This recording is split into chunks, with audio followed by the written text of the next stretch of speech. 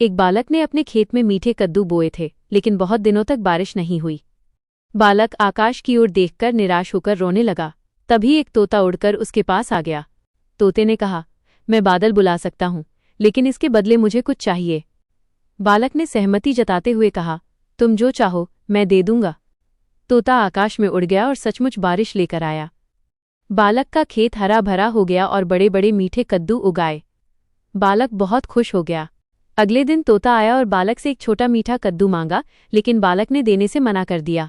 तोता बहुत दुखी होकर उड़ गया। इसके बाद खेत फिर से सूखने लगा।